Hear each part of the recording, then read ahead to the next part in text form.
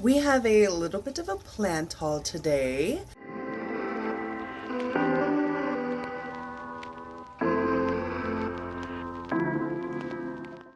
I recently went to Bismarck. You can watch that video on my channel now if you would like, but please come back and see what I got. Other than that, I did recently get some other plants in a plant trade. It was a lot of fun. I haven't done a plant trade in quite a long time, and it was sort of like a spur of the moment. She was like, here, come take a look in my backyard. It felt like a VIP moment because she was having a garage sale. She's like, yeah, no one else comes back here. I was like, okay.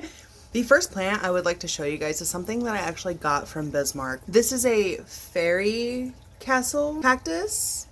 She's super fucking cute. Has a lot of growth on her. I only got her for $15, so I was like, fuck yeah. I've been wanting one of these for a while. Like most cactus, this cactus loves a lot of sun, doesn't like a lot of water. You have to let the root ball dry out before you water it. I just don't know how often, because I'm not very experienced with this cactus. I have a handful of cactus, maybe like 4.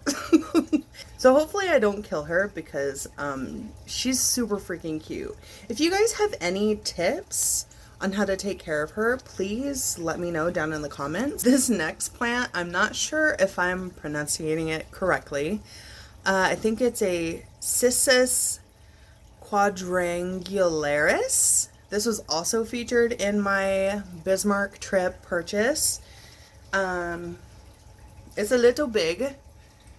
This plant is very interesting. The stems sort of remind me of Rhaphidophora, but they have just regular leaves, which I thought was so cool. I saw this plant and I was like, yo, I have to have this plant right now. And it was $20, so I was like, fuck it. I'm getting it. This plant is also known as felted grape devil's backbone. This plant is actually native to tropical regions in Asia and Africa and is widely used in traditional medicine, which I found quite fascinating. This plant is known for bone health and healing fractures, and I guess it also helps with weight management.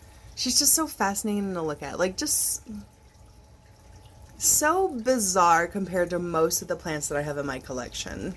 Now, this plant prefers bright indirect light.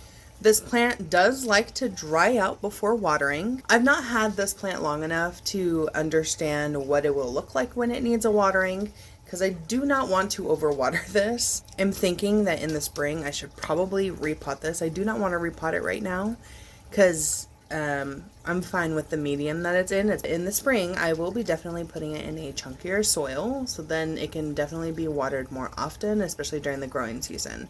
During the growing season, I do love to move my succulents and my cacti out onto the porch so then they can receive sun organically, not through my window, if you catch my drift. I feel like they all appreciate being outside during the summertime. They've all grown a shit ton over the summer for years and years and years.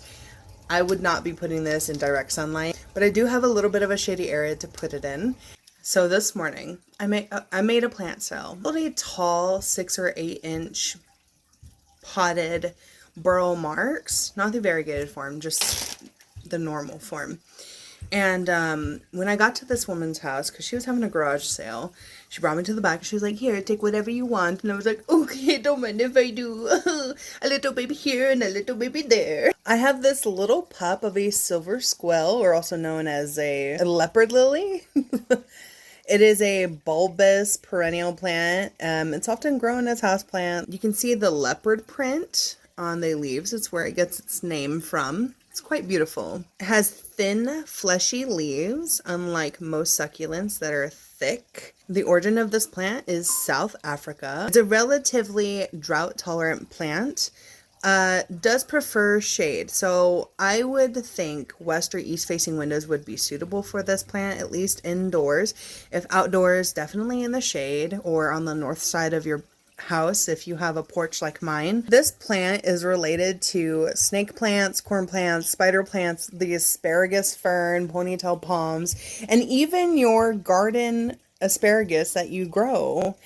Isn't that fascinating? It's so weird how plants are related.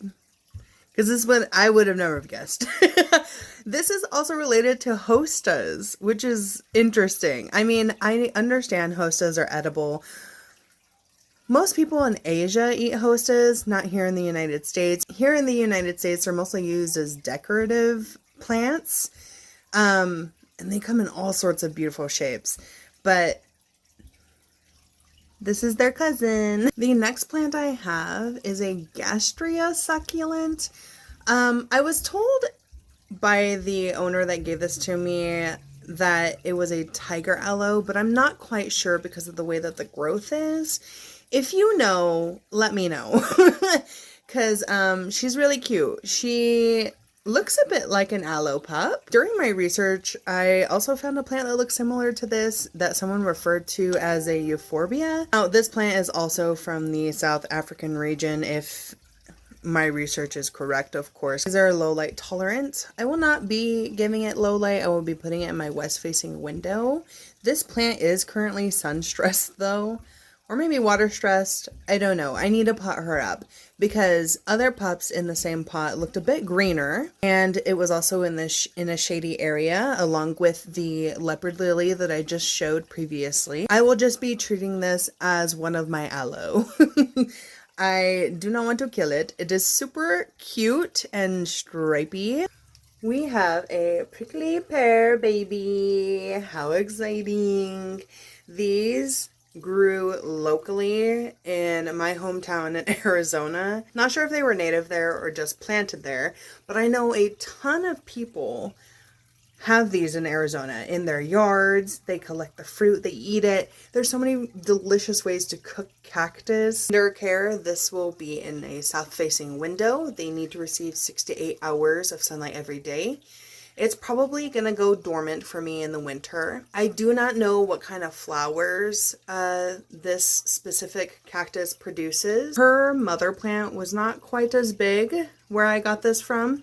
So hopefully within the next couple years we can get a flower off of her. I don't know, it might even be 5 or 10 years. We shall see. The watering for this prickly pear cactus will be like most cactus. You drench it, you leave it out to dry. It loves inconsistency.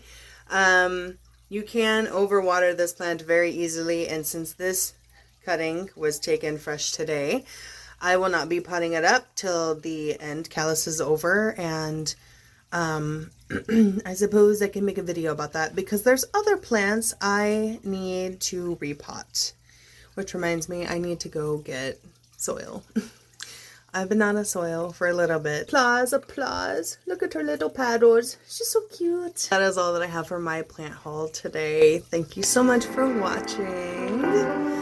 I'll see you guys in the next video. Bye.